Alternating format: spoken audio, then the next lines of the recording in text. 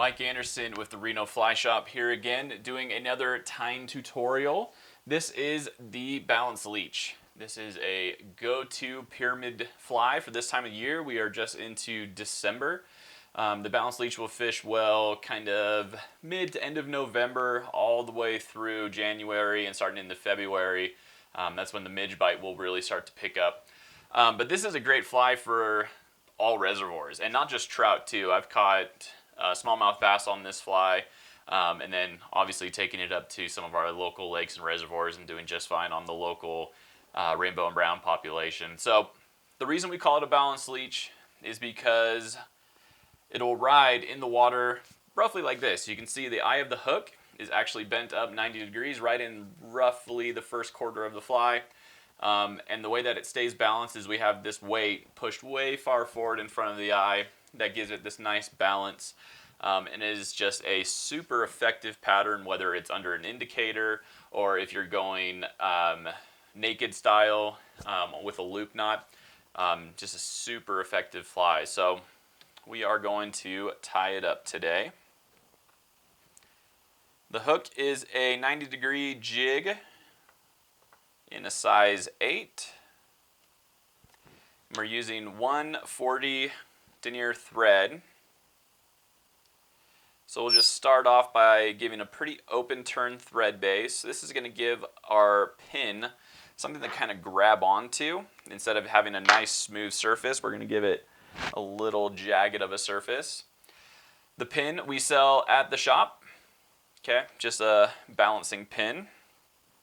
And we're going to go through the little side of a small cone, just like that. Now the trick is to really get these to balance well. I want them vertical, or excuse me, I want them horizontal, if not just so slightly upwards, because we're going to be putting marabou, which is going to slightly level that out.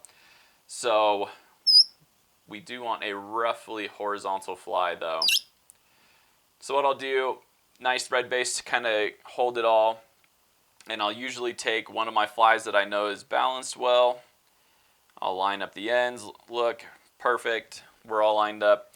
The other way you can do it, do a whip finish right now, cut the line off, put it on a piece of tippet or put it on one of your extra pins, and just make sure that it's riding horizontal. Again, if not just slightly upwards, so the buoyancy of the marabou will tip it back down. From here, we're going to do a little bit of super glue. I really do not want that connection to fail, so we'll do super glue before we do another couple wraps. Whoops. On the way back, decent amount of pressure, just really trying to hold that in there. I'm going to give my thread a spin. We're going to go right to where the barb, this hook is barbed, so you want to check your regulations if you need to pinch it down or not. So the tail is just marabou, and we're going to do an olive marabou. Really doesn't matter what kind you like to do. I personally like really fluffy tips. I don't think it really matters though. That's just a personal thing. So again, make sure my thread is nice and wound up. Spin it clockwise. We want that tail to be roughly the length of the fly. So roughly the same. And I want to give that a nice covering, really squeeze that in, let that glue that we just put in kind of soak up. The next thing that we have to do is called a dubbing loop. So what I'm going to do is take my thread, give it a good spin. I'm going to take my shepherd's hook tool. I'm going to loop it, take a little extra line, bring it right over the top of my shank, and then pass my bobbin around my fly 2 or 3 times, and then just simply tie back. So now I have a loop of line with my little tool here. We're going to bring the thread all the way forward. I like to give it a little bit of a thread base right at the front, just that way we don't have such a big disparity in diameter of the fly. That should be just about perfect.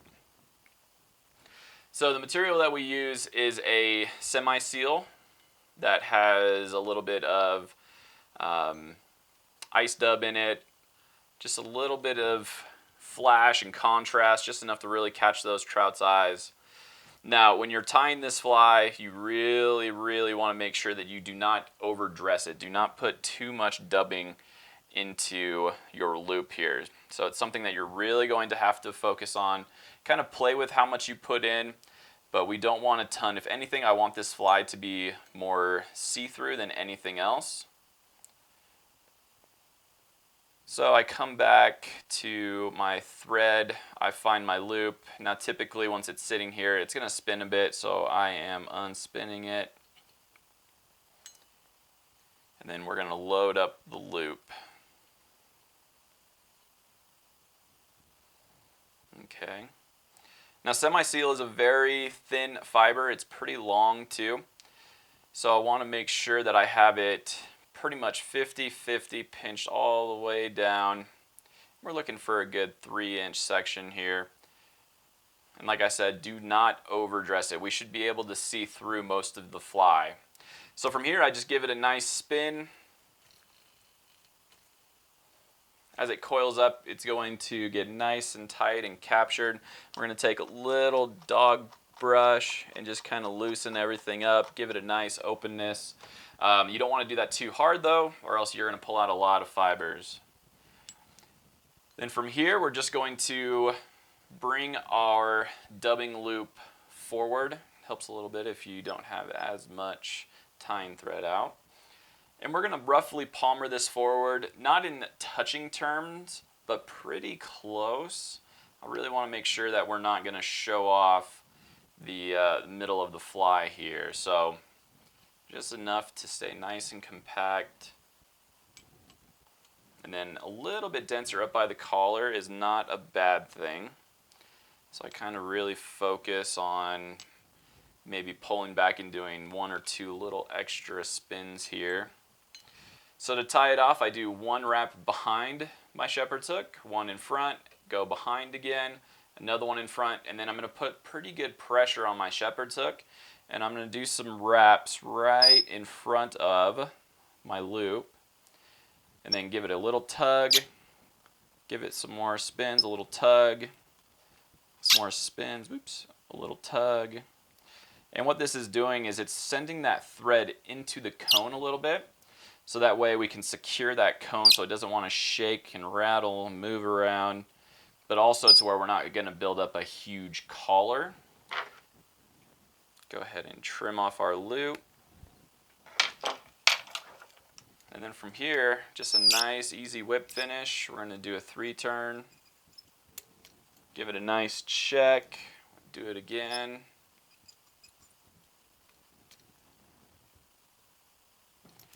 And then cut it off.